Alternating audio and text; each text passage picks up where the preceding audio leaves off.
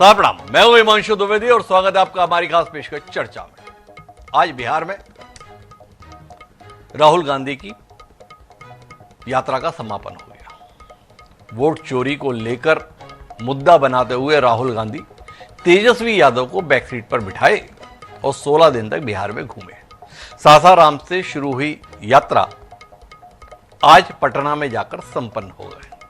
पहले बताया जा रहा था कि बहुत बड़ी सभा होगी, विशाल जनसभा होगी गांधी मैदान में, वो गांधी मैदान जो कई ऐतिहासिक सभाओं का साक्षी रहा है। वह आखिरी समय पर आयोजकों ने अपनी रणनीति में बदलाव किया और गांधी से अंबेडकर तक के संदर्भ में बदलाव को परिभाषित किया। आज यात्रा का समापन अंबेडकर जी की मूर्ति पर माल्यार्पण के साथ हुआ। तकरीबन 4 किलोमीटर के इस दौरान पदयात्रा भी उन्होंने पटना शहर से निकाली। वहां पर एक सभा को संबोधित करते हुए राहुल गांधी ने कहा कि वोट चोरी के संदर्भ में पूरे देश में मुद्दा बन गया है और देश में क्या विदेश में भी मुद्दा बन गया है। वोट चोर गद्दी छोड़ का नारा चीन और अमेरिका में भी लग रहा है। और उन्होंने यह भी दावा किया कि अभी तो मैंने एटम बम फोड़ा है, अब मैं हाइड्रोजन बम फोड़ने वाला हूं और यह हाइड्रोजन बम जब फोड़ूंगा तो मोदी जी अपना चेहरा भी नहीं दिखा पाएंगे। एटम बम फोड़ने के बाद में भाजपा कांग्रेस के कई कार्यालयों पर प्रदर्शन कर रही है और इसलिए कर रही है कि जिस जुबान पे राहुल गांधी बात करते हैं या कांग्रेसी मंच से जिस भाषा का इस्तेमाल करते हैं वो भाषा भाजपा को अस्वीकार है।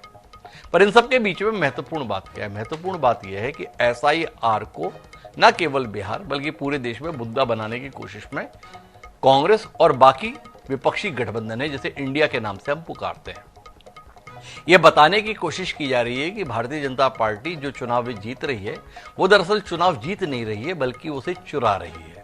मतदाता सूची में बड़े स्तर पर हेरफेर किया जा रहा है, चुनाव आयोग की मदद से किया जा रहा है और उसका नतीजा भाजपा की जीत के रूप में सामने आता है। महाराष्ट्र के संदर्भ में यह उदाहरण बड़े जोर शोर से प्रचारित भी किया जा रहा है।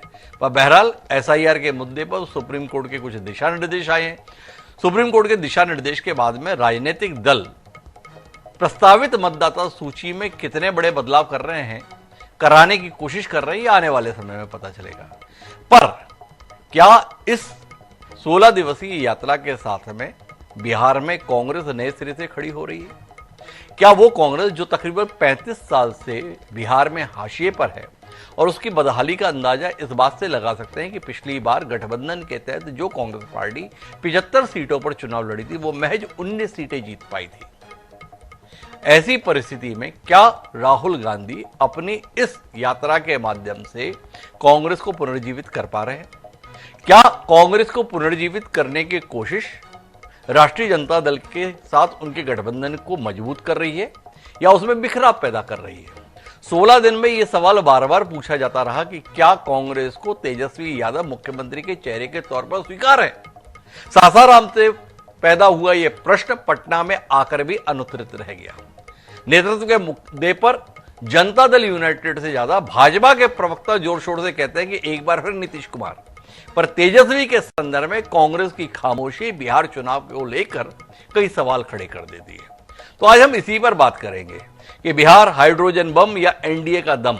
कुल मिलाकर क्या राहुल गांधी सोच रहे हैं कि बिहार में SIR को मुद्दा बनाकर वह एक तरफा जीत हासिल कर लेंगे, या NDA जो इस भरोसे के साथ है कि नीतीश और मोदी की जोड़ी एक बार फिर कमाल करेगी और बिहार में फिर से संयुक्त तो सरकार अस्तित्व में आ जाएगी? यही हमारी चर्चा का विषय है। हमारे साथ बिहार पर केंद्रित चुनाव चर्चा का हिस्सा बनने के लिए 5 खास मेहमान मौजूद हैं। हमारे साथ राकेश पोद्दार जी हैं, प्रवक्ता हैं भारतीय जनता पार्टी के। डॉक्टर जितेंद्र कुमार जी हमारे साथ जुड़ रहे हैं, जो प्रवक्ता हैं जनता दल यूनाइटेड के। सारिका पासवान जी हमारे साथ बड़ा महत्वपूर्ण चेहरा है क्योंकि वो प्रवक्ता है राष्ट्रीय जनता दल की। तेजस्वी के संदर्भ में सवाल अनुत्तरित है, उनसे उत्तर की उम्मीद करेंगे। इंजीनियर हेमंत हमारे साथ में हैं, उस कांग्रेस पार्टी के प्रवक्ता हैं जो आज हमारी इस चर्चा के केंद्र में है। और इन सब के बीच सदी हुई नपी तुली टिप्पणियां देने के लिए वरिष्ठ पत्रकार प्रेम कुमार जी हमारे साथ हैं। आप सभी का स्वागत है। चर्चा की शुरुआत हेमंत जी से करेंगे, पर 3 बयानों पर पहले दृष्टि डालेंगे। कुछ नहीं, 2 भाजपाई लोग इलेक्शन कमीशन के साथ मिलकर के चाहते हैं इस लोकतंत्र की जननी से लोकतंत्र को ही खत्म कर दिया जाए। ये भाजपा के लोग, ये लोग चाहता है कि बिहारी लोग को ठग ले। ये मोदी जी चाहते हैं फैक्ट्री लगाएंगे गुजरात में, अब विक्ट्री चाहिए बिहार में। ऐसा होने वाला है क्या? अच्छी तरह सुन लीजिए भैया, एटम बम का नाम सुना आपने? सुना है एटम बम का नाम? उससे बड़ा क्या होता है? उससे बड़ा क्या होता है? एटम बम से बड़ा हाइड्रोजन बम होता है। होता है नहीं होता है? माधवपुरा में हमने एटम बम दिखाया था। बीजेपी के लोगों तैयार हो जाओ, हाइड्रोजन बम आ रहा है, हाइड्रोजन बम आ रहा है, तैयार हो जाइए। आपकी जो सच्चाई है, वोट चोरी की सच्चाई है, वो पूरे देश को पता लगने जा रही है। आने वाले समय में मैं आपको गारंटी करके दे रहा हूं, हाइड्रोजन बम के बाद नरेंद्र मोदी जी अपना चेहरा इस देश को नहीं दिखा पाएंगे। मित्रों, राहुल गांधी को जब भी सुनता हूं, संसद के अंदर या संसद के बाहर, तो मुझे कई प्रकार के एंटीना को खोलना पड़ता है उनकी बात को समझने के लिए। आज उन्होंने कहा मैंने एटम बम फोड़ा है, अब मैं हाइड्रोजन बम फोड़ूंगा। अभी तक तो दुनिया में हाइड्रोजन बम नहीं फटा है, तो राहुल गांधी फोड़ने की बात कर रहे हैं। अगर चुनाव के गणना को लेकर उनका कर्नाटक का एटम बम था तो फुस हो गया, वो दिवाली का एक छोटा पटाखा भी नहीं निकला। तो कुल मिलाकर हेमंत जी, अब ये जो 16 दिवसीय आपने यात्रा निकाली, उसका समापन राहुल गांधी ने कहा कि हाइड्रोजन बम फोड़ूंगा। इतनी बड़ी रैली निकाली तो यहीं फोड़ देते। या हाइड्रोजन बम से आशय क्या रैली के बाद कुछ संभावना बिहार में दिखी नहीं? वो जन समर्थन नहीं दिखा, वो साथ नहीं दिखा, इसलिए राहुल गांधी को एक नई उम्मीद जगानी पड़ी हाइड्रोजन बम के रूप में। क्या कहते हैं हेमंत जी? मेरा फोटो आ रहा है क्या? वीडियो आ रहा है क्या आपके पास? जी बिल्कुल आ रहा है। अच्छा चलिए, मुझे नहीं दिख रहा है। खैर कोई बात नहीं। देखिए, राहुल गांधी जी ने जो यात्रा शुरू की 14 दिन की, 24 जिलों में और लगभग 50 विधानसभा कवर किया, उसका नतीजा ये है कि पूरे देश में पता चल गया कि वोट चोर कौन है और कौन चोरी कर रहा था। बात रहा आपने हाइड्रोजन बम का, एसआईआर का मुद्दा भाजपा ने इसलिए लेके आया कि उनकी विफलता को जनता के सामने ना रखा जाए या जनता उसके बारे में ना पूछे, इसीलिए आगन फागन में उन्होंने एसआईआर लाया। और जब पकड़ा गया उनका चोरी, तब जाके इन लोग अब नए नए बहाने कर रहे हैं, बौखलाहट में आ गए। आप देख लीजिए ना कि जब उनसे सवाल पूछा गया था, पहलगांव के बारे में जनता पूछने लगी, पुलवामा के बारे में पूछने लगी, 4 आतंकी के बारे में पूछने लगी कि देश सुरक्षित हाथों में कैसे घुस गया, तो इस तरह का आपने क्या किया अभी तक, कितना विकास किया। जब इस सब पे जनता सवाल पूछने लगी और आदरणीय राहुल गांधी जी जब घूमने लगे, तब इन लोगों को लगने लगा या देश को पता चल गया कि वोट चोरी कैसे इन लोग अलग अलग तरीके से कर रहे थे। अभी आपने जो स्टेटमेंट सुनाया, बिहार पटना के वो सांसद है, कभी रोड पे नजर नहीं आए, पटना में नजर नहीं आए, केबल टीवी में नजर आते हैं। वो कह रहे थे कर्नाटका का फुस हो गया। कर्नाटका का जो राहुल गांधी जी ने प्रूफ दिया और जो दिखाया कि एक लोकसभा क्षेत्र के, एक विधानसभा क्षेत्र में किस तरह चोरी किया था उन्होंने, वो एटम बम, जिसके वजह से पूरे भाजपा और एनडीए में हड़कंप मचा हुआ है। और हाइड्रोजन बम की बात तो इंतजार कीजिए, बहुत जल्द वो भी खुलेगा कि बनारस से कैसे प्रधानमंत्री जीत कर पहुंचे। तो ये देश की स्थिति है। अच्छा, हाइड्रोजन बम से ये पता चलेगा कि बनारस में मोदी जी कैसे जीते, पर जानना हमको ये है आपसे सम्माननीय हेमंत जी कि पिछली बार जो विधानसभा चुनाव हुआ, जिसमें आपका सहयोगी आरजेडी 75 सीटें जीता, वहां पर आप महज 19 सीटें क्यों जीते? और इस बार जो रैली लेकर निकले हो आप वोटर अधिकार वाली, उसके बाद क्या उम्मीद कर रहे हो? थोड़ा बताओ तो सही। आप भाजपा और जेडीयू गठबंधन को कमजोर करने के लिए निकले हो या आरजेडी के जड़ों में मठा डालने के लिए निकले हो? यह समझना चाहते हैं हम। आप निकले किस लिए? तेजस्वी को कमजोर करने के लिए या नीतीश जी को कमजोर करने के लिए? इसमें थोड़ी रोशनी दीजिए ना। गलत मुद्दे पे हो रहा है, आप जा रहे हैं। अगर सही मुद्दा पे पकड़िएगा तो एनडीए गठबंधन जो है वो दिखा रहा है जनता को कि किस तरह एनडीए चोरी करता था। सॉरी, इंडिया गठबंधन, एनडीए किस तरह चोरी कर करके 2-2 बार सरकार बनाया। और ये मुद्दा में हम लोग एकजुट होके जा रहे हैं। एक बार हट जाएंगे, एनडीए बिहार से साफ होगा, बंगाल से साफ होगा, तब जाके फिर वो क्लियर हो जाएगा कि क्यों हम लोग चल रहे थे। दूसरा, आप जो मुद्दा बता रहे हैं ना सर, कि तेजस्वी यादव जी पीछे बैठे हैं, राहुल जी आगे बैठे हैं, कहीं नाम नहीं लिए। नाम तो कभी भाजपा के राष्ट्रीय अध्यक्ष और अमित शाह भी नहीं लिए कि नीतीश कुमार मुख्यमंत्री बनेंगे जीतने के बाद। और चर्चा इस पे होनी चाहिए, बिहार के मुद्दे में अगर करना है तो 1 महीना पहले मुख्य सचिव का नाम क्यों घोषित करना पड़ता है माननीय नीतीश कुमार को? आखिर क्या वजह है? आखिर डर? तो ये सब मुद्दे भी हैं, लेकिन जो मुद्दा लेकर राहुल गांधी चले हैं, आज सफल हो गए और पूरा देश को पता चल गया कि किस तरह। हेमंत जी, मैं राघव पोद्दार जी के पास आऊं, उससे पहले आप इतना बता दो, तेजस्वी यादव कई मंचों से बोले कि राहुल गांधी जी को प्रधानमंत्री बनाना है। ये राहुल गांधी का गला क्यों सूख गया ये कहने में कि तेजस्वी यादव को बिहार का सीएम बनाना है? बस इतना समझा दो। क्या डर है तेजस्वी यादव के नाम से कांग्रेस को? क्या भय है? कुछ ऐसा कुछ नहीं सर, आप लोग इसमें कुछ ये नहीं ले, अन्यथा नहीं ले।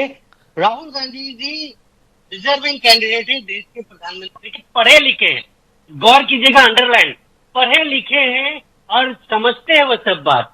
दूसरा, नेता प्रतिपक्ष है लोकसभा में, तो उसके बाद प्रधानमंत्री बनेंगे और बनना भी चाहिए। युवा हैं, पढ़े लिखे हैं, देश के जनता के बारे में सोचते हैं। देखो, ऐसा है कि नेता प्रतिपक्ष हैं लोकसभा में राहुल गांधी, इसलिए अब उन्हें प्रधानमंत्री होना चाहिए। ये तेजस्वी यादव क्या हैं विधानसभा में, एक तो ये बताइए। दूसरा, आपने बड़ी महत्वपूर्ण टिप्पणी की, राहुल गांधी पढ़े लिखे हैं। ये तेजस्वी यादव की डिग्री विग्री दिखती नहीं। अच्छा, तो तेजस्वी यादव अनपढ़ मानते हैं आप, इसलिए उनको सीएम नहीं बनाया जाता? ऐसा कुछ कहने का आशय है क्या आपका? क्योंकि आपने दो ही कारण बताए, एक राहुल गांधी पढ़े लिखे और दूसरा वो लोकसभा में नेता प्रतिपक्ष। तो तेजस्वी यादव के सीएम के संदर्भ में ये दोनों कसौटी पे कहां खड़े हैं, जरा बता दो। हिमांशु जी, आपने बहुत चालाकी से उसको कन्वर्ट कर दिया। मेरा, आप भी जान रहे हैं, सब जान रहे हैं कि पढ़े लिखे कौन नहीं है। प्रधानमंत्री का degree, the entire political science, अब उस पर चर्चा करेंगे तो 2 दिन लगेगा। जो लेकिन तेजस्वी यादव कितने पढ़े लिखे? आपने बोला ना राहुल गांधी पढ़े लिखे हैं, ये तेजस्वी यादव के संदर्भ में क्या है? नहीं, बात तेजस्वी यादव जीतेगा अगर कोई, कोऑर्डिनेशन कमेटी के चेयरमैन वो है ना बिहार में इंडिया गठबंधन के, अगर जीतने के बाद मिलजुल कर बैठेंगे, डिसीजन हो जाएगा। कौन बड़ी बात है? आप तो नेता प्रतिपक्ष तेजस्वी यादव, तब आप पूछ रहे कि उसका नाम का घोषणा। मैं पूछा, मुख्यमंत्री है नीतीश कुमार, उसका नाम का घोषणा क्यों नहीं करते? हेमंत जी, हमारी बात का सही जवाब नहीं दिए। राहुल गांधी को तो प्रधानमंत्री इसलिए होना ही है कि वो नेता प्रतिपक्ष है लोकसभा में, तो फिर तेजस्वी यादव के संदर्भ में गला क्यों सूखा हुआ है पूरी कांग्रेस का? सवाल अनुत्तरित है। सारिका जी के पास आएंगे तो उनसे पूछेंगे, लेकिन अभी तो राकेश जी के पास आते हैं और राकेश जी से जानना चाहते हैं कितना डर गए आप। वो रविशंकर प्रसाद, आपके पटना के सम्मानीय सांसद, पूर्व में बहुत बड़े नेता रहे भाजपा के, वो बोल रहे थे कि वो एटम बम फोड़ा था, फुस निकला। उस फुस बम ने ये हालत कर दी कि मुख्य चुनाव आयुक्त देश के प्रेस कॉन्फ्रेंस करते हुए दिखाई दिए फुस बम पे। क्या कहते हो राकेश जी, हाइड्रोजन बम की घोषणा सुनते ही डर तो नहीं लग गया आपको? लेकिन हमारी मीसा भारती भी आज नजर नहीं आई, वो तो नजर भी नहीं आई। हमारे तो पटना के सांसद महोदय प्रेस कॉन्फ्रेंस कर मीडिया के साथियों को बताने का काम किया, लेकिन आज पटना के जो ग्रामीण से आती है हमारी सांसद मीसा भारती, हमारी बहन, तो रैली में नजर भी नहीं आई। रोनिया आचार्य जी कहेंगे ना कहीं नजर में भी आई। चलिए मैं आगे बात को ले चलता हूं। 15 अगस्त को लाल किले पे झंडा फहर रहा था, लेकिन राहुल गांधी जी विपक्ष के नेता थे, एक उनकी गरिमा थी, एक उनके पास क्षमता था, लेकिन वो लाल किले पे नहीं पहुंचते हैं। 17 अगस्त को बिहार पहुंच जाते हैं। तो यहां स्पष्ट रूप से एक बात जानिए हिमांशु जी, कि उनके लिए राष्ट्र सर्वोपरि नहीं है, राजनीति और सत्ता उनके लिए सर्वोपरि है। चलिए 17 अगस्त से उन्होंने शुरुआत की, सासाराम से शुरुआत हुई, आगे कदम बाय कदम बढ़ते गए। जितने भी उन्होंने वीडियो बनाया, जितने भी जनता को बुलाने का काम किया, सारा का सारा टाई और फिस हो गया, मीडिया के साथियों ने दिखाया। उसके बाद मैं आगे बढ़ता हूं। जब आती है प्रियंका गांधी, हमारी बड़ी बहन, 2022 में कहती है लड़की हूं, लड़ सकती हूं। 2022 में उत्तर प्रदेश में उन्होंने कहा और एक खटिया रैली निकाली। उसके बाद हमारी दीदी गायब हो गई, वायनाड पहुंच गई लगभग 3 सालों के बाद। मैं आता हूं उसके बाद तेलंगाना के जो मुख्यमंत्री रेवंत रेड्डी 2022 में कहते हैं कि बिहार के जितने भी आईएएस आईपीएस हैं, मेरी सरकार आएगी तो मैं हटाने का काम करूंगा। उनका एक बयान 2022 में है। फिर उसके बाद उन्होंने कहते कि केसीआर का डीएनए और बिहार जैसा है, बिहार के लोगों को जैसा है। उसके बाद स्टाइलिंग कहते हैं कि बिहार के लोग हमारे यहाँ शौचालय साफ करने आते हैं। कांग्रेस के राष्ट्रीय अध्यक्ष हिमांशु जी, कांग्रेस के राष्ट्रीय अध्यक्ष मल्लिकार्जुन खड़गे साहब 22 जून को कहते हैं कि बिहार एक छोटा मोटा राज्य है। तो बताइए ये लोग क्या करने आए? राहुल गांधी जी नारों में रह जाएंगे, नेता नहीं बन पाएंगे। फोटो शूट वाले नेता बन चुके हैं, टूरिज्म वाले नेता बन गए। जितने भी लोगों को इन्होंने टूरिस्ट पे बुलाया सभी ने फोटो खिंचवाया, फोटो खिंचा के चले गए अपने अपने प्रदेश के। लेकिन हमारी दीदी ममता बनर्जी नहीं आई। कांग्रेस के नेता कर रहे, वहां भी बदलने की जरूरत है। इंडी गठबंधन में ममता बनर्जी है, वहां भी ये बदलने की बात करते हैं। तो मैं लगातार बात करना चाहता हूं, इन लोगों ने, यहां तक कि राहुल गांधी जी के कांग्रेस के कार्यकर्ताओं ने उनको जननायक बनाया। जननायक कर्पूरी ठाकुर जी हैं, उनके सिवा कोई जननायक आज तक बिहार में नहीं बन पाए। जननायक का काम है जनता के बीच में रहना, छुट्टी मनाने के लिए विदेश नहीं चले जाना। और हिमांशु जी, एक चीज और कहना चाहता हूं, राहुल गांधी जी अपने परिवार के नायक हैं, लेकिन पार्टी के भी नायक नहीं बन पाए हैं 20 सालों में। अरे पोद्दार जी, ये सब तो ठीक है, पर ये बताओ कि कुल मिलाकर राहुल गांधी की यात्रा में भीड़ बहुत थी, जलवाए जलाल पूरा था। तेजस्वी यादव को पीछे की सीट पर बैठने में ऐतराज भी नहीं था। कुछ तो कहिए। जिस कांग्रेस ने पिछले 35 साल से पानी नहीं मांगा था, वो इतने उफान पे दिखाई दे रही थी। आपसे लोग कुछ ज्यादा ही नाराज हो गए क्या? देखिए, आज आपका प्रश्न बहुत अच्छा है और आपने 12 प्रश्न हम लोगों पे दागे हैं और 12 प्रश्नों का जवाब मैंने तैयार करके हिमांशु जी आपके लिए लाया हूं। पहला प्रश्न था, कांग्रेस ने 35 साल में सत्ता से बाहर क्यों? मगर बिहार की जनता पुरानी गलती नहीं करेगी। उत्तर उसका वही है, पुरानी जनता 35 साल के बाद पुरानी गलती नहीं करेगी। दूसरा सवाल था आपका हिमांशु जी, राहुल गांधी बार्गेनिंग बात करेगी।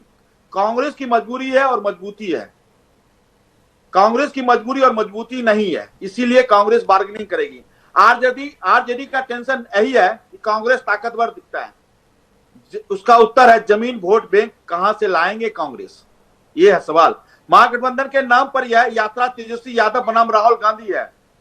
ये अंदरूनी खींचतान चल रही है अंदर में, इनके मंच पे अंदरूनी खींचतान चल रही। कभी वो आ जाते हैं फ्रंट पे, बैक में वो बैठ जाते हैं। कभी कहते हैं हम मुख्यमंत्री हैं, कभी कहते हैं आप प्रधानमंत्री बन जाइए। यही लोग डिसाइड करते हैं, जनता को डिसाइड करने के लिए छोड़ दिया। पांचवा प्रश्न था, 23 जिलों 1300 किलोमीटर घूमने से विकास नहीं होता है। इसका उत्तर है जातिवाद का अराजकता 35 सालों में किसने दिया और भ्रष्टाचार का वैक्सीन बिहार में किसने लगाया, लालू प्रसाद यादव सब जानता है। यात्रा 110 विधानसभा क्षेत्रों में घूमने का काम किया। अरे भैया, 80 विधायक हमारे हैं वहां पे, जहां आपने 110 विधानसभा में गए, कम से कम तो देख तो लेते उनके जहां विधायक वहीं आप पहुंच गए। अरे हमारे वहां जमीन बड़ी मजबूत से खड़ी है, ये आपकी यात्रा से हमको कोई फर्क नहीं है। कांग्रेस सीएम चेहरा से देने से डर रही है, आपका प्रश्न है। आरजेडी तेजस्वी यादव का नाम बेच रही है। इनसे साफ है कि गठबंधन में कंफ्यूज है, इनसे साफ है कि गठबंधन में कंफ्यूज है। आठवां प्रश्न था आपका, राहुल गांधी जी की यात्रा से ममता जी नहीं आई। आप सहयोगी हैं, भरोसा नहीं कर रही है ममता बनर्जी, क्योंकि राहुल गांधी के ऊपर, इंडी गठबंधन के ऊपर कि कल ना कल मेरे यहां भी आ जाए। कांग्रेस के नेता भी अब कहा कि हम बंगाल भी बदलेंगे। नौवां प्रश्न था, विपक्षी मंच पर केवल फोटो खिंचवाने वाले नेता थे। देखिए, जितने भी नेता आए सारे फोटो खिंचवा के चले गए बिहार से। मोदी जी और नीतीश जी की जोड़ी है बिहार में, कोई भी नहीं बदल सकता है। 10वां प्रश्न था कि भाजपा दावा नहीं बल्कि जनता का विश्वास जीतने में कामयाब है। 11वां था, महागठबंधन केवल कुर्सी के लिए जुड़ा है। दिख ही रहा है आपके सामने। एक करा मैं प्रधानमंत्री बनूंगा, आपने प्रश्न पूछा कि मुख्यमंत्री तेजस्वी जी को बना दीजिए, उनका जवाब इनके पास नहीं था। एनडीए संगठन सेवा के बल कर विधानसभा तक हम लोग पहुंच गए हैं। हमारा कार्यकर्ता हम विधानसभा तक पहुंच गए, सेवा के साथ पहुंच गए हैं। स्वयं से ही सवाल करके उत्तरों की पूरी सूची लेकर आए राकेश पोद्दार जी। होमवर्क बहुत कर रखा है भाजपा ने। इस होमवर्क को देख के सारिका जी आप कितनी परेशान हैं, और इस बात से आप कितनी परेशान हैं कि 16 दिन लगा दिए तेजस्वी यादव ने राहुल गांधी के साथ, पर आज भी राहुल गांधी बोले नहीं सारिका जी कि तेजस्वी यादव को मुख्यमंत्री बनाना है, बिहार में गठबंधन की सरकार लाना है। कितना मन उदास है आज आपका। कांग्रेस के इस व्यवहार को लेकर, इस तरीके को लेकर? देखिए सुधांशु जी, पहले तो भाजपा को ये बात समझ में भी नहीं आएगी कि ये जो वोट अधिकार यात्रा की शुरुआत हुई थी, वो शुरुआत किसी के नाम की घोषणा के लिए नहीं हुई थी और ना ही बिहार के मुख्यमंत्री कौन होंगे इस विषय पे हुई थी। उनको तो इतना भी ज्ञात नहीं है, और अगर ढंग से स्टडी किए होते, जैसा आपने कहा कि होमवर्क बहुत अच्छा से करते हैं, वो होमवर्क नहीं करते हैं। अगर होमवर्क करते तो उनको पता होता कि वोट अधिकार यात्रा, इस नाम में ही पूरा डिटेल छुपा पड़ा हुआ है कि आखिर ये यात्रा किस बात को लेकर के थी और इनका मन कितना विचलित है। जिन जिन प्रदेशों से, जिन जिन जिलों से घूम करके यात्रा हम आज बिहार में समाप्त किए, इनको बखूबी पता है कि उन जिलों में इनके 80 विधायक हैं और ये दम भरते हैं बहुत बड़े पार्टी के। वैसे तो खैर इनको बताना चाहिए कि एनडीए में इनका स्थान क्या है, नंबर 1 पे है या नंबर 2 पे है। तो मुझे नहीं लगता इनकी इतनी हिम्मत भी होगी कि ये खुल करके बोल पाएंगे कि ये नंबर 1 पे है या नंबर 2 पे है, क्योंकि हम देख रहे हैं नंबर चाहे किसी पे भी हो, तादाद में इनके विधायक जरूर होंगे, लेकिन ये हमेशा रहे पिछलग्गू ही बनके नीतीश कुमार जी के। वो बिहार की जनता अच्छे से जानती है। और आज जिस तरीके से विरोध हो रहा है, जो भाजपा के विधायक अपने क्षेत्रों में जा रहे हैं तो जनता उनके पीछे चप्पल लेके दौड़ रही है, पत्थर उनके ऊपर फेंक रही है, क्योंकि जान रहे हैं ना कि 20 साल से इनकी सरकार थी, इन्होंने किया तो कुछ नहीं, और 1 महीने बाद चुनाव होने वाला है तो ये भ्रमण पे भ्रमण क्षेत्रों में करना शुरू कर दिए हैं। अब अगर मैं भाजपा और जदयू के प्रवक्ताओं से पूछूं कि जरा एक बात बता दीजिए, बिहार के पहले मुख्यमंत्री कौन थे? क्या बता पाएगा कोई बिहार के पहले मुख्यमंत्री कौन है? मैं यकीन के साथ कह सकती हूँ उनके जबान पे एक ही नाम आएगा और वो लालू यादव जी। क्योंकि आप चाहे 10 साल पहले की बात करें, 15 साल पहले की बात करें, विकास की बात करें, शिक्षा की बात करें, इनसे इनके किए गए कार्यकलापों की बात करें तो ये तो सीधे कहते हैं लालू जी ने ये किया, लालू जी ने वो किया, लालू जी से शुरुआत होती है इनकी बात, लालू जी से खत्म होती है। मानो बिहार में लालू जी के अलावा ना उनसे पहले कोई मुख्यमंत्री रहे ना उनके बाद कोई मुख्यमंत्री रहे। तो इनका जो 20 सालों का कार्यकाल है ना, वो बिल्कुल समझ लीजिए कि इन्होंने सिर्फ और सिर्फ छला है बिहार को और कुछ दिया नहीं है। अगर दिए होते तो शायद हिम्मत कर करके ये अपनी उपलब्धियों सरका जी, मैं बीच में रोकने के लिए माफी चाहता हूं। देखो, भाजपा के साथ आपकी प्रतियोगिता अपनी जगह है, पर अभी तो हम बात आपके सहयोगी के संदर्भ में करना चाहते हैं। इस वोटर अधिकार यात्रा से कौन मजबूत हुआ? कांग्रेस मजबूत हुई, आरजेडी मजबूत हुई, तेजस्वी मजबूत हुए कि राहुल गांधी मजबूत हुए? थोड़ा हम इसको समझना चाहते हैं, थोड़ी मदद कीजिए ना हमारी। हम खोजते रह गए। बताओ, तेजस्वी यादव ने कितनी मेहनत की, अभी तो चुनाव बहुत दूर है लोकसभा का, तो अभी वो बोलते रहे कि देखो राहुल गांधी को प्रधानमंत्री बनाना है। हम तरस गए सारिका जी ये सुनने के लिए कि राहुल जी भी कभी बोल देंगे कि 1 महीने बाद जो चुनाव है बिहार में, उसमें तेजस्वी यादव को मुख्यमंत्री बनाना है। आपको नहीं लगता है कि कांग्रेस आपके साथ ठीक नहीं कर रही है? ये हैं बैठे साथ साथ, पर मन से किसी और के साथ। क्या कहते हैं सारिका जी? नहीं सुधांशु जी, ये तो अंडरस्टूड है, लेकिन बात ये जो आपने कही कि लोकसभा चुनाव बहुत दूर है, इसमें भी आशंका है, क्योंकि ये लोकसभा चुनाव कभी भी, जो अभी केंद्र की सरकार है ना, बिहार में सरकार बनेगी तो हो सकता है कि केंद्र की सरकार भी डगमगा जाए। और आज जो हम एसआईआर की बात कर रहे हैं, जिस एसआईआर के नाम पे आज भारतीय जनता पार्टी बिहार में, चूंकि इलेक्शन 1-2 महीने रह गए हैं, और एसआईआर के नाम पे जो इन्होंने बखेड़ा खड़ा किया है, आज वो अपने ही बखेड़े में फंस गए हैं बुरी तरीके से, तथ्यों के साथ, सबूतों के साथ। राहुल गांधी सारिका जी 2 मिनट रुकते हैं ना। देखो, आपने फिर भी एक उम्मीद जगाई कि आप ऐसा मत समझो कि लोकसभा चुनाव बहुत दूर है, हो सकता है बिहार के बाद में लोकसभा चुनाव हो जाए। ये आपकी दलील है, मतलब प्रधानमंत्री का फैसला जब भी होगा तो बिहार चुनाव के बाद ना, ये तो आपने भी माना, पर बिहार में तो चुनाव तय है, 1 महीने बाद होना है। तो राहुल गांधी का प्रधानमंत्री की पद के संदर्भ में दावेदारी पहले होनी चाहिए, या तेजस्वी यादव के संदर्भ में फैसला भी होना चाहिए था?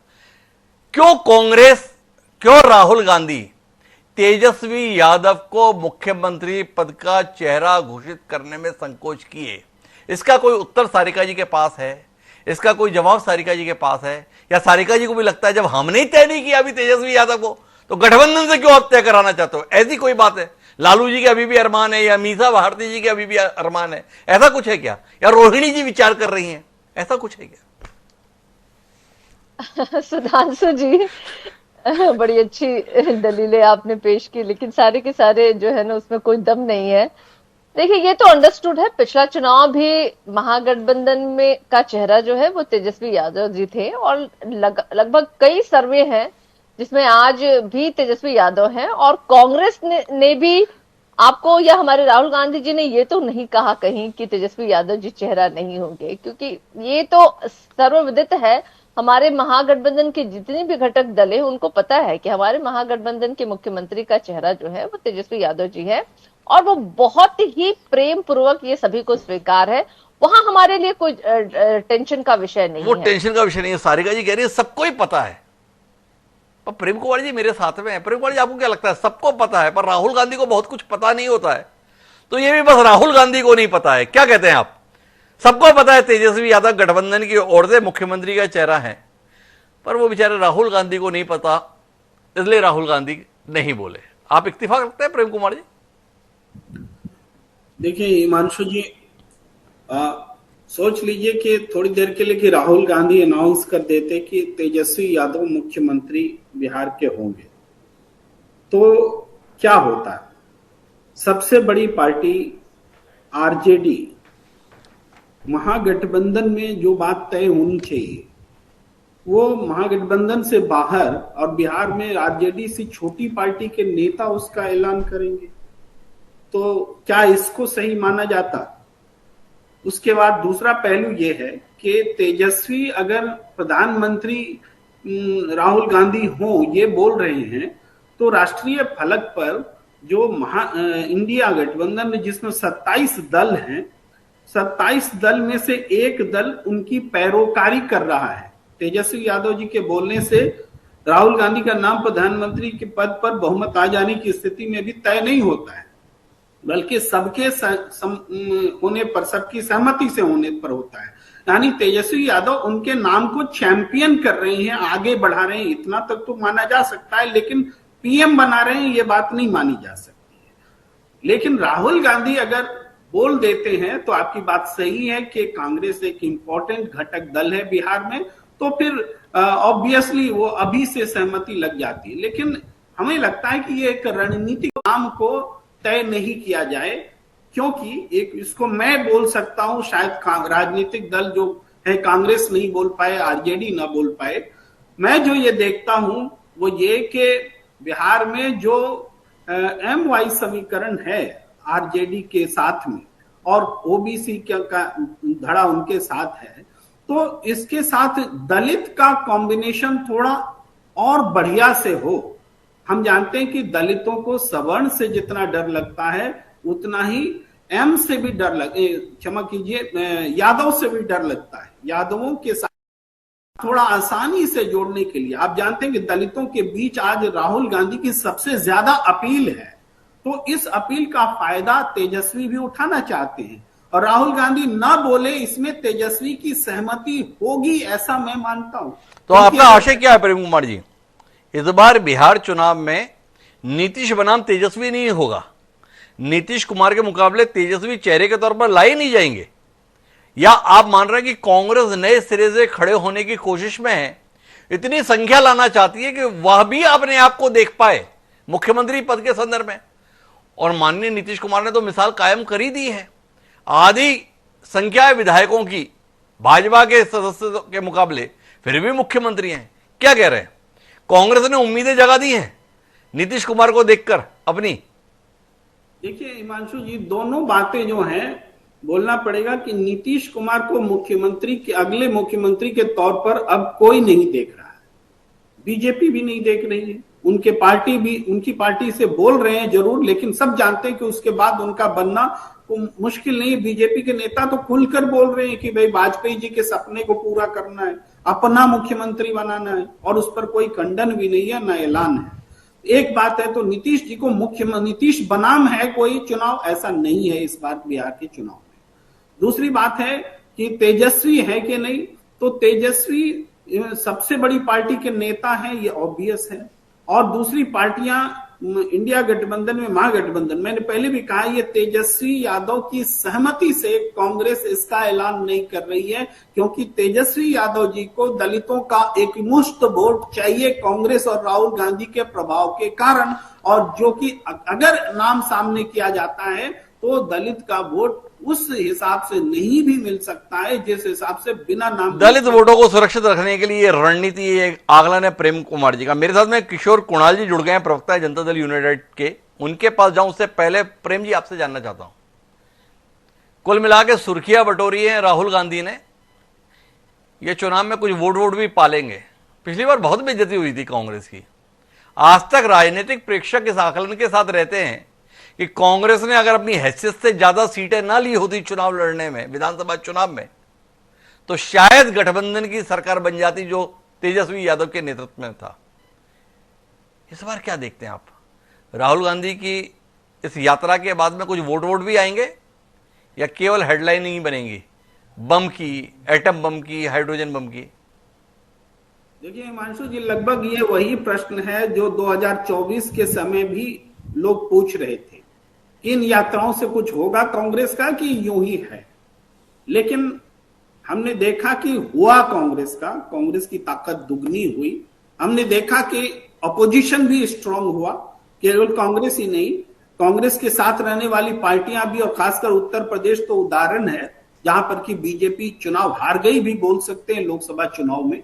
तो ये हुआ, तो कांग्रेस पार्टी को जितना फायदा हो रहा है उससे ज्यादा उनके सहयोगी दलों को फायदा हो रहा है।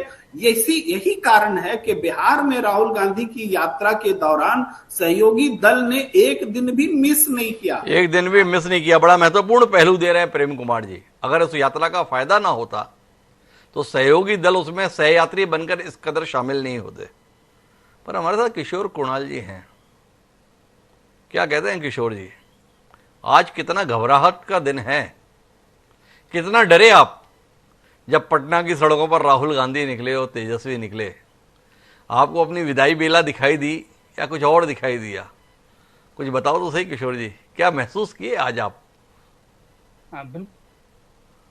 द्विवेदी साहब, बिल्कुल नहीं, हम लोग की विदाई की वेला नहीं है, बल्कि हम लोग अगले इस चरण में हम लोग बिहार को एक औद्योगिक राज्य में बदलने वाले हैं और उसकी ये दशा दिशा तय करती है। घबराहट तो आरजेडी को होना चाहिए, घबराहट अलायंस पार्टनर जो उनके हैं, माले हैं, सीपीएम है, सीपीआई है या वीआईपी है, उनको होनी चाहिए थी। कांग्रेस नो डाउट प्रभाव दिखाया है और हम चाहते हैं कि कांग्रेस इससे भी अच्छे प्रभावशाली मुद्रा में हो, ताकि आरजेडी जो कांग्रेस को बिल्कुल ही नजरअंदाज करके चल रही थी, उस आरजेडी को यह समझ में आए कि कांग्रेस भी एक पार्टी है इस देश में। और कहीं ना कहीं कांग्रेस को इस तरह से रसातल में पहुंचाने में आरजेडी और लालू प्रसाद यादव जी का ही बहुत बड़ा योगदान रहा है। इतिहास के पन्नों को आप देखेंगे तो, और कहीं ना कहीं कांग्रेस अपने आप को रिस्टोर करने की प्रयास कर रही है। लेकिन कुल मिला के देखा जाए तो ये यात्रा नहीं, ये परसेप्शन बनाओ यात्रा था। कहीं ना कहीं विपक्ष के लोग अपने मोटिव को चेंज करना चाह रहे हो, बिहार के मुद्दे पर चुनाव लड़ना नहीं चाहते हैं। वो एक आभासी, एक वर्चुअल एजेंडा तय कर रहे हैं। उस एजेंडा के तहत वो चाहते हैं कि बिहार का चुनाव उनके हिसाब से हो, लेकिन बिहार की जनता विकास के मुद्दे पर, बिहार की जनता सद्भाव के मुद्दे पर, विकास की जनता सुशासन के मुद्दे पर चुनाव लड़ेगी। और हम लोग अगला चुनाव इन्हीं फैक्ट एंड फिगर्स के साथ जनता के बीच जाएंगे और चुनाव लड़ेंगे। अच्छा किशोर जी, एक बार बताओ, ये भाजपा से आप इतने नाराज क्यों हो? भाई हमारी जानकारी के अनुसार आपका सहयोगी दल तो भाजपा है, तो अगर आप भाजपा की मजबूती की कामना करते, उसके और सुदृढ़ होने की कामना करते तो हमें समझ में आता। या आप कांग्रेस जरा मजबूत हो, कांग्रेस और सुदृढ़ हो, ऐसी कामना हमारे कार्यक्रम में व्यक्त कर रहे हैं। जब भाजपा से मन भरा तो पिछली बार आपने आरजेडी को पकड़ा था। क्या इरादा है नीतीश कुमार जी का? भविष्य में कांग्रेस के साथ गठबंधन की संभावनाएं देख रहे हैं क्या? इसलिए कांग्रेस की मजबूती के लिए इतने ख्वाहिशमंद हैं आप, इतने अभिलाषी हैं, इतनी इच्छा व्यक्त कर रहे हैं? क्या बात है कुणाल जी, नई रणनीति, नई राजनीति?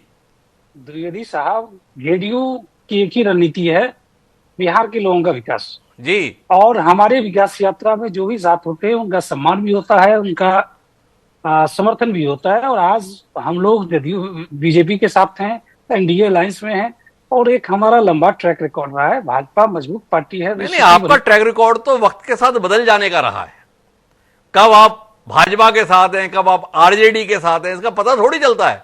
तो क्या आप कांग्रेस के साथ में आप संभावना देख रहे हैं? इन दोनों को बहुत आजमा लिया, इसलिए कांग्रेस की मजबूती की कामना कर रहे हो, और आपको लग रहा है राहुल गांधी के नेतृत्व में होने भी जा रही है। द्विवेदी साहब, हमारा ट्रैक रिकॉर्ड रहा है कि हम लोग बिहार के विकास को नजरअंदाज नहीं किए हैं। हम लोग बिहार के विकास को अपने नजर में रखे हैं, प्रायोरिटी में रखे हैं। जो लोग साथ आए हैं उनका स्वागत हुआ है। कांग्रेस भी 4 एमएलए की पार्टी हुआ करती थी 2010 से 15 के बीच में। जब हमारे साथ आई तो 28 एमएलए हो गए उनके। भाजपा हमारे साथ एक अच्छे मन से, अच्छे तरीके से काम कर रही है, हम लोग साथ हैं। तो कहीं से भी जदयू कभी पलटने का, कभी सलटने का काम नहीं किया।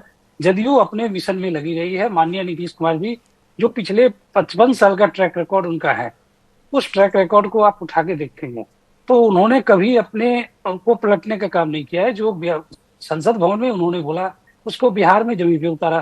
बिहार में जो बोल रहा है आप देखेंगे अलग अलग कालखंड में, तो लगातार उन्होंने जो घोषणाएं करी है उसको बेस्ट तरीके से इम्प्लीमेंट करने का काम किया है।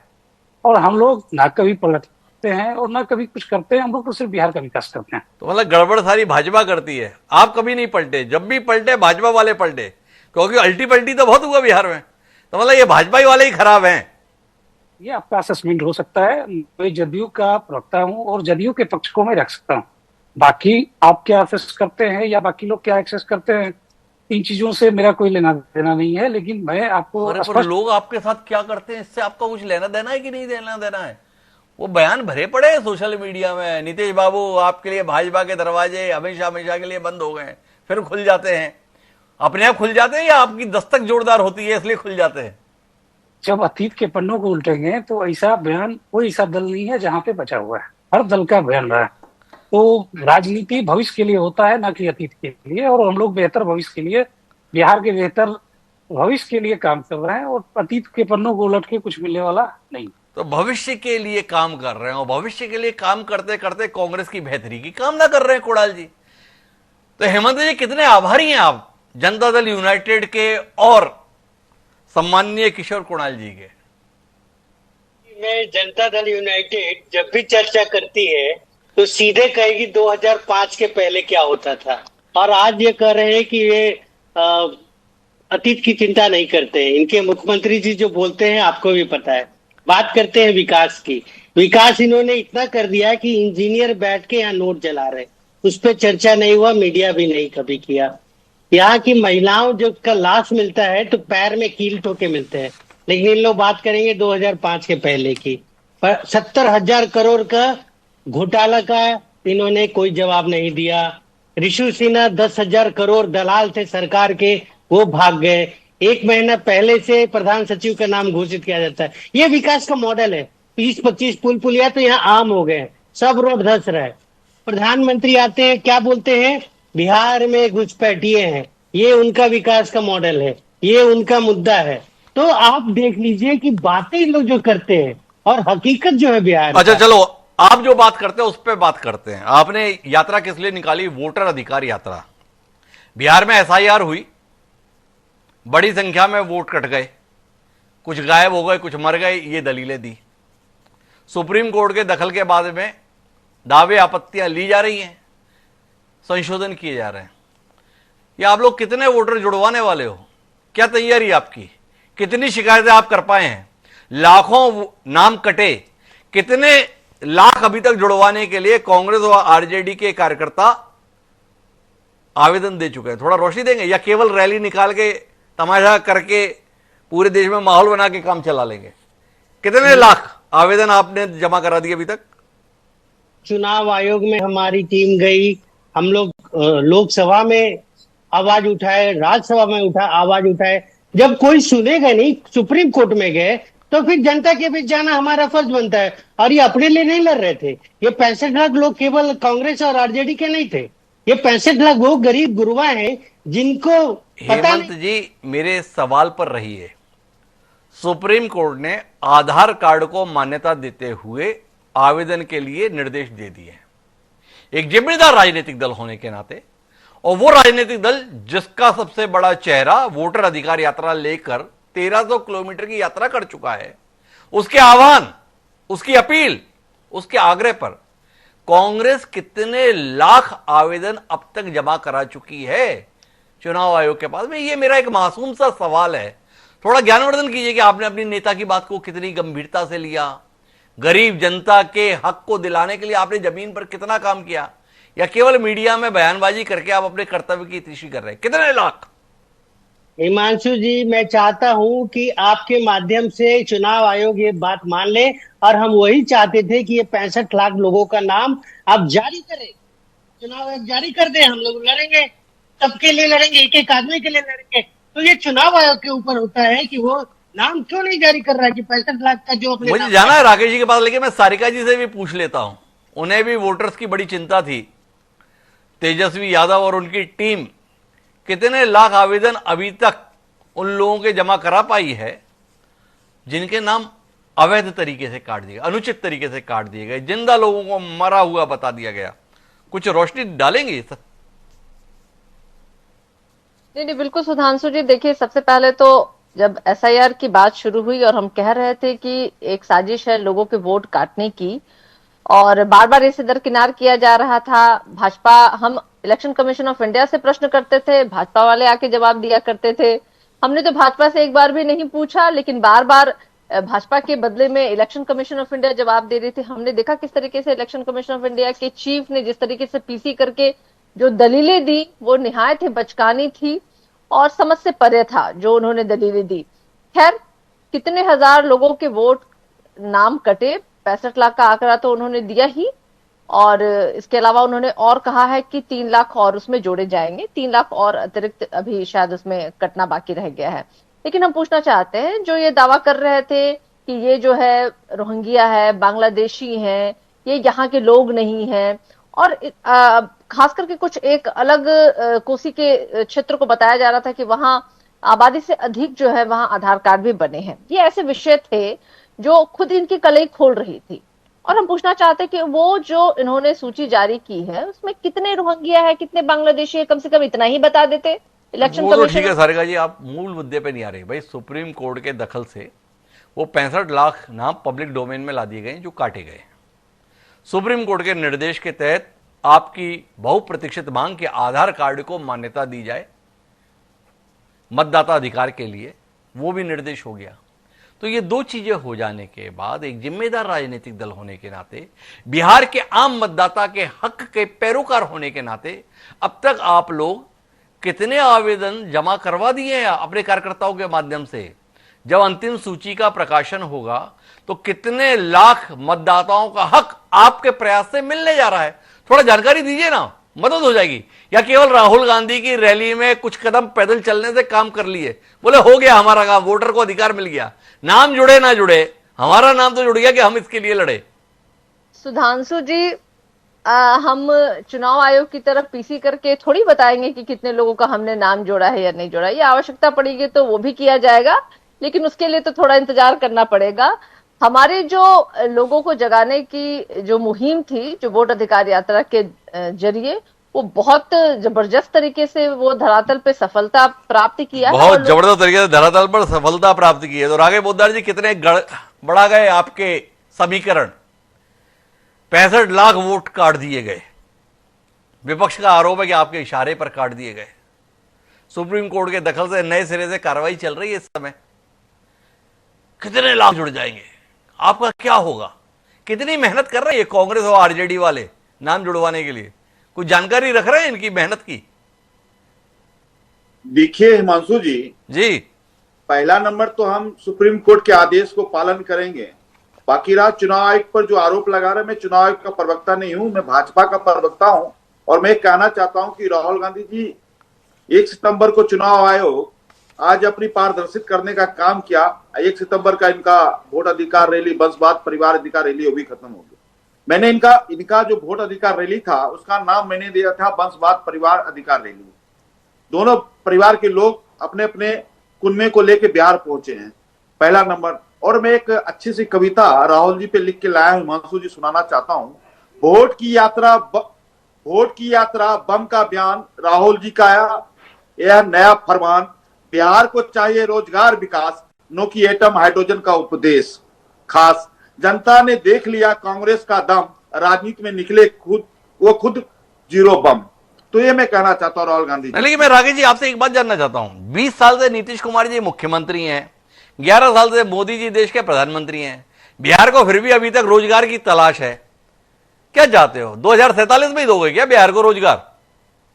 नहीं, हमने देखिए रोजगार की बात करिए, 2020 के बाद हमने लगभग 10,50,000 सरकारी नौकरी देने का काम किया, लगभग 39 लाख लोगों को आत्मनिर्भर करने का काम किया, चाहे कुटीर योजना के माध्यम से, लघु सूक्ष्म उद्योग के माध्यम से, जीविका के माध्यम से, सारे माध्यमों से। नहीं, आपने बड़ी खतरनाक टिप्पणी की। आपने कहा कि रोजगार की बात करना हमने शुरू किया 2020 के बाद। 2020 से पहले आपको रोजगार की जरूरत महसूस नहीं होती थी? बिहार के लोगों को बेरोजगार ही बने रहने देना चाहते थे आप? ये 2020 के बाद क्यों सूझा आपको? देखिए 2020 में जो हमने संकल्प लिया था, मैंने पहले का नहीं, 2020 और 2025 के बीच में जो मैंने काम करके दिखाया है, तो उसमें छोटा सा सवाल दिया हूं। अगर आपको 2005 के बाद का भी चाहिए तो वो भी आंकड़ा में दे सकता हूं, लेकिन मैंने जो अभी संकल्प लिया था 2020 में, जो अब चुनाव आ रहे हैं, उसके संकल्प को हमने पूरा किया, उसकी बात मैंने आपके सामने रखने का काम किया। और दूसरी बात, मैं एक बात और कहना नहीं, रुकिए राकेश जी, इतनी तेजी से आगे नहीं बढ़ते हैं। वो संकल्प 2014 में भी लिया था, देश में 2 करोड़ नौकरियां हर साल देने का। बिहार के हिस्से हर साल कितनी नौकरियां आई थी? आपने तो अभी बता दिया, आपने 2020 में रोजगार का नाम लिया। देखिए हिमांशु जी, जो आपने 2014 की बात कर रही है, 2014 के बाद में हम लोगों ने सरकारी नौकरी पूरे देश में देने का काम किया, और इंफ्रास्ट्रक्चर में जितने भी काम हुए, चाहे सड़क बने, चाहे कोई भी काम हुए, जितने एनटीपीसी का हो, चाहे जितने भी इंडस्ट्री लगी, सब में लोगों ने काम किया। आज हम लगभग रोज प्रतिदिन 30 किलोमीटर सड़क बनाने का काम करते हैं। हम लोग आज लगभग हर फैक्ट्री में, इंडस्ट्री में काम करने का, आत्मनिर्भर 3.5 करोड़ लोगों को हम लोगों ने पूरे देश में आत्मनिर्भर करने का काम किया। पूरा डेटा है, हम लोगों ने काम करके दिखाया, लगभग 1.25 करोड़। तो फिर बिहार को अभी भी रोजगार की तलाश क्यों है? जब आपने इतना सब कुछ कर लिया, फिर आपको क्यों कहना पड़ रहा है बिहार को रोजगार की तलाश है?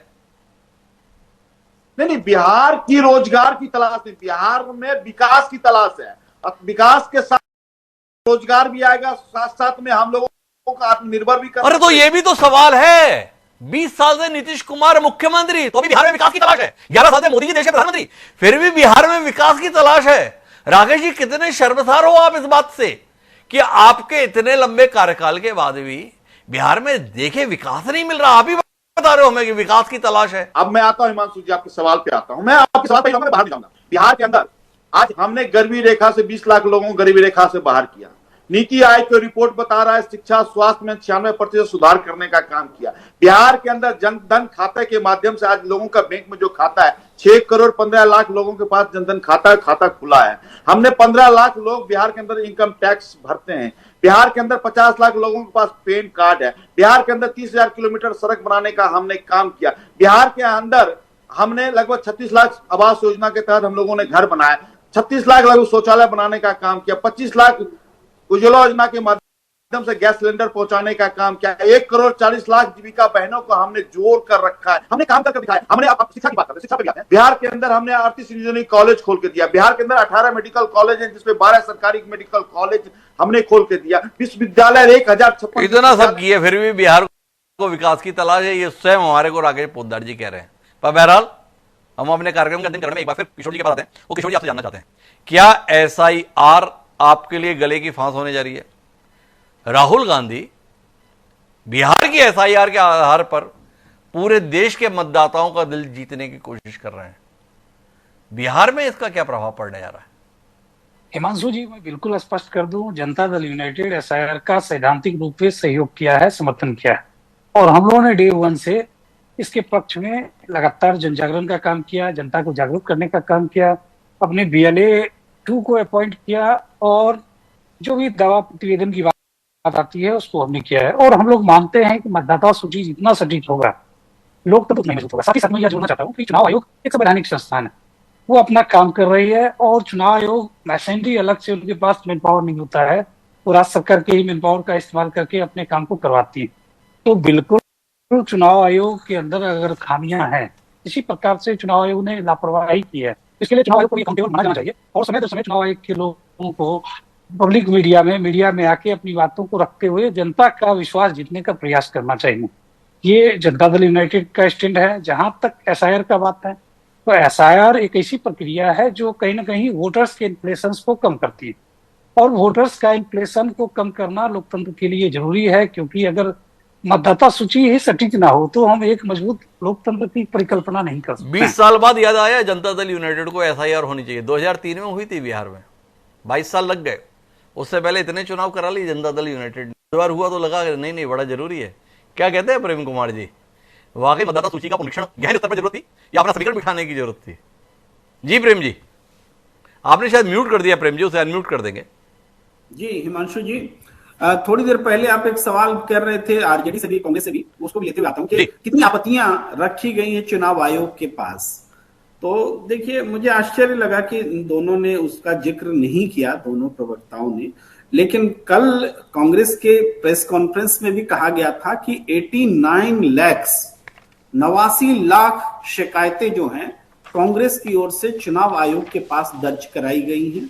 कांग्रेस ने शिकायत रखी कि बीएलए जब जिला निर्वाची पदाधिकारी के पास लेकर जा रहे थे शिकायत, तो वो उसको नहीं इंटरटेन कर रहे थे, क्योंकि वो कह रहे थे कि एक साथ करेंगे। तो उन्होंने जिला अध्यक्ष के माध्यम से सारी शिकायतें दी हैं, और उसी पर कल चुनाव आयोग का स्पष्टीकरण भी आ गया था कि वो उनको मिला है, लेकिन उचित फॉर्मेट में नहीं मिला है, इसलिए इसकी जांच कराएंगे। और आज सुप्रीम कोर्ट का भी जो निर्देश है वो बहुत इसका व्यापक स्तर पर है। एक तो उन्होंने विधिक सेवा आयोग को कहा है कि लीगल एडवाइस उपलब्ध कराएं मतदाताओं को। फिर उन्होंने राजनीतिक दलों को कहा है कि बीएलए के साथ आप मदद कीजिए कि इन फॉर्म को भरने के लिए। फिर समय सीमा को भी उन्होंने कहा है कि नहीं, आगे भी जो है शिकायतें आएंगी उसको मानना होगा, और चुनाव आयोग ने भी माना है। ये अपडेट भी है, जानकारी भी है, और मेरे ख्याल से महत्वपूर्ण जानकारी है जो सबके पास होना चाहिए, आपके दर्शकों को जो मैं शेयर कर रहा हूं।